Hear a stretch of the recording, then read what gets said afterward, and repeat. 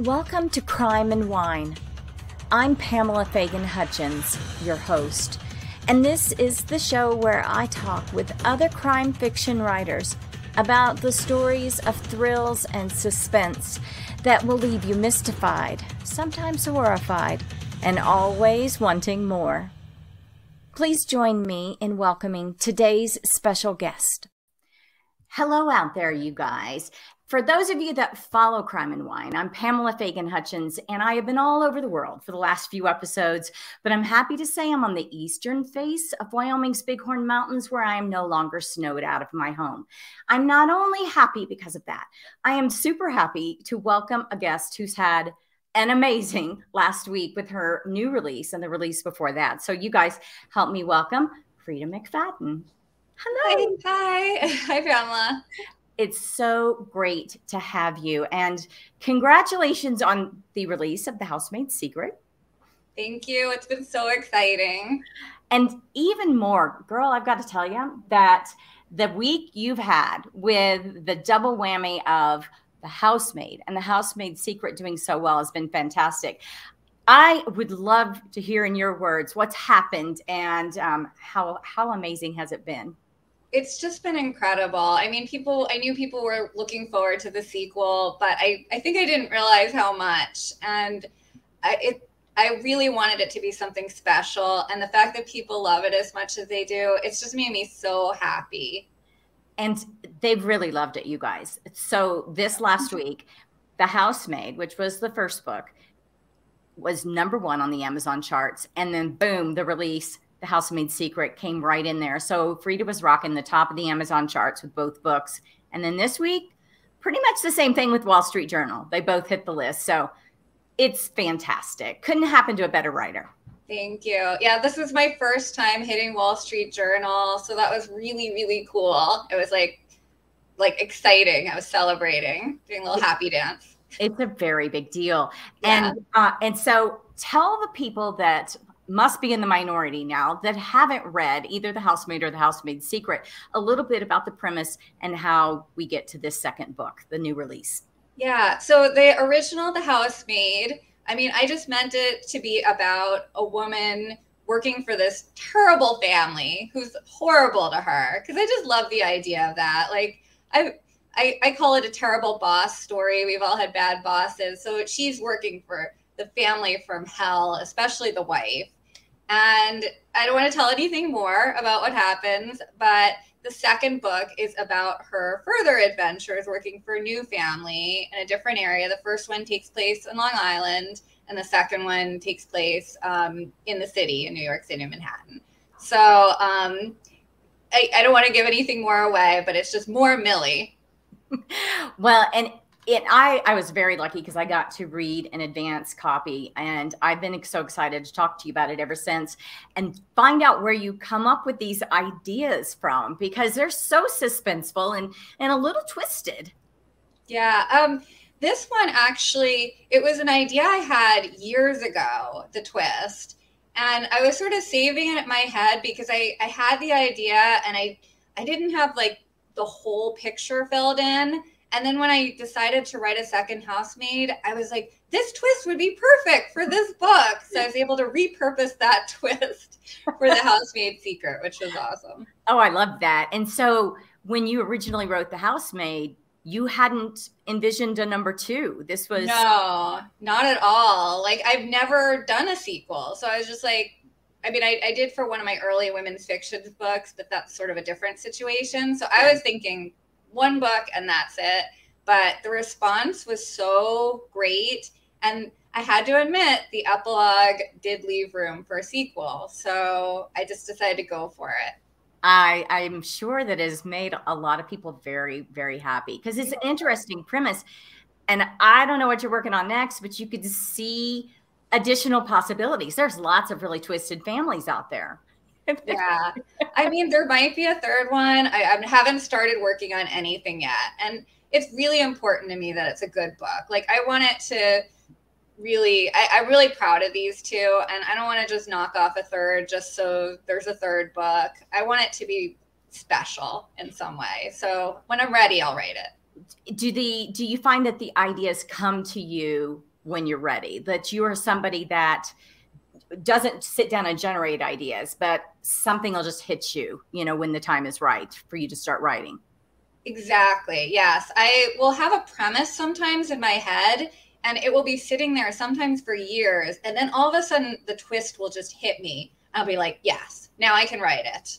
But yeah. I can't force it. I can't make myself like, brain, come on. I can't do that. It has to just, usually in the shower or maybe on the toilet, it will come to me. Those are my thinking places. Well, exactly. Someplace where you're relaxed. There's no press where you're by yourself. I love it. I love it.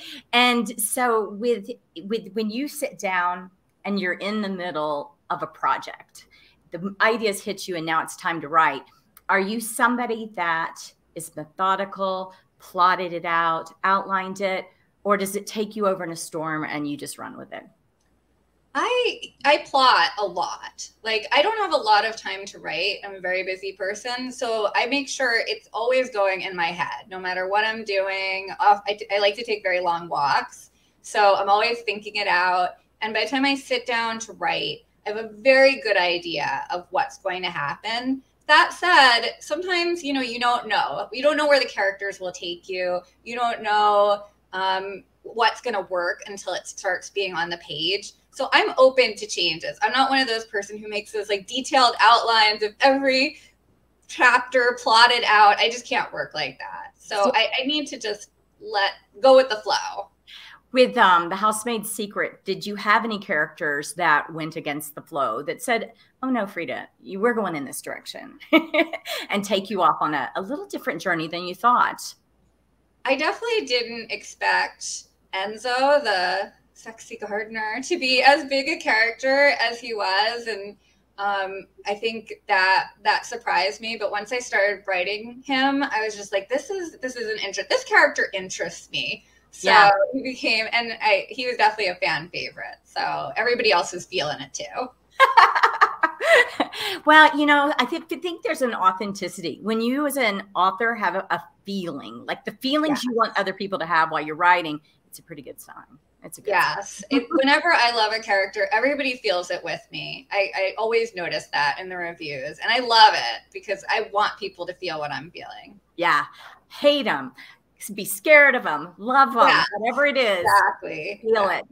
Well, we could talk about your books all day, but I want to switch gears a little bit and go into what we've been calling the speed round on Crime and Wine. And we cover some of the same questions that other authors, other crime fiction authors answer and get to know the secret Freida McFadden a little bit better. So to start, dog or cat person?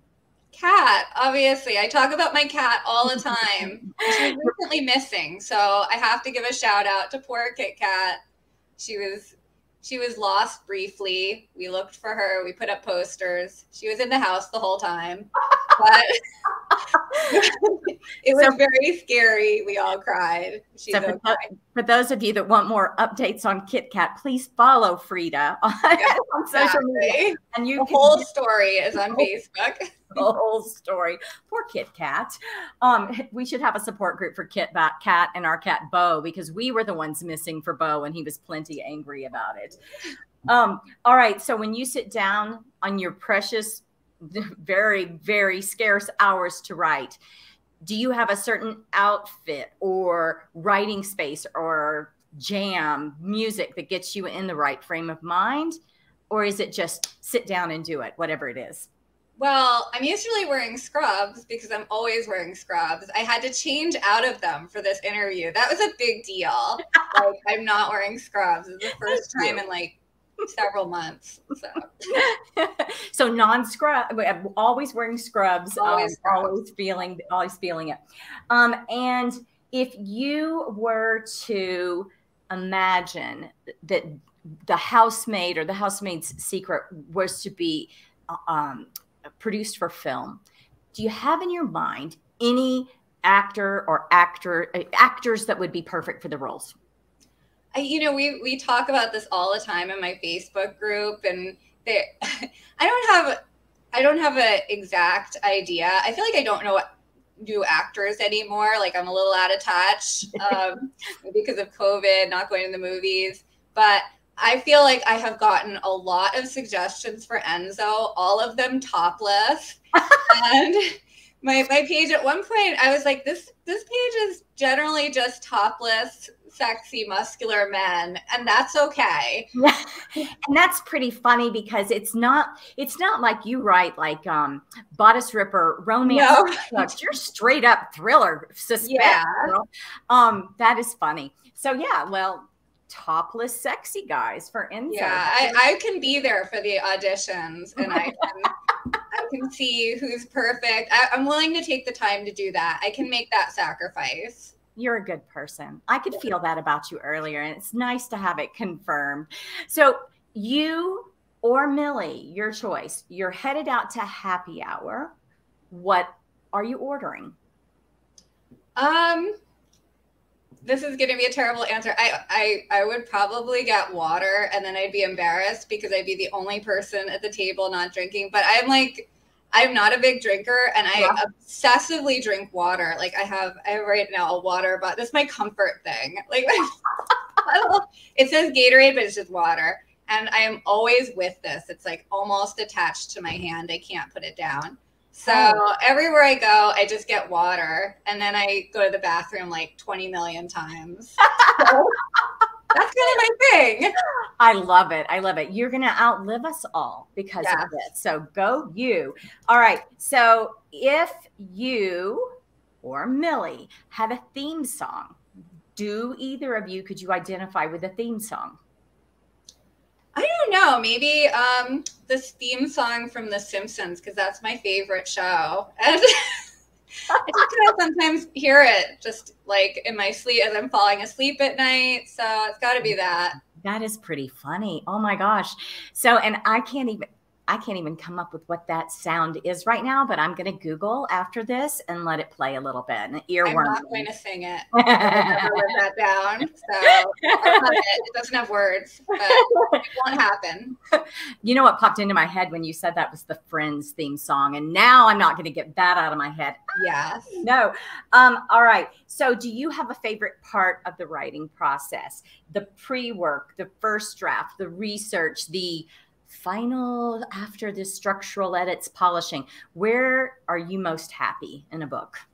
I love that first read through after I finished it. Like it's so satisfying after I finish it, and then I get to read it, and maybe it's good, but I get to see like, and it's just so fun to like see that final product for the first time. Yeah, see how it all came together, and I like editing. Actually, I'm kind of into that.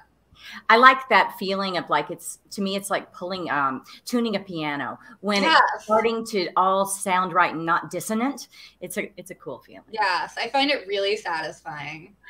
Well, I found reading these two books very satisfying. And I probably am echoing your Facebook group when I say, hopefully you'll come up with a super idea that moves your spirit and throws us all back into Millie's world one more time. But if not, I'll be happy with whatever you come up with next. Just going out on a limb saying that. Well, I have some great stuff coming up really soon. So, good. Yeah.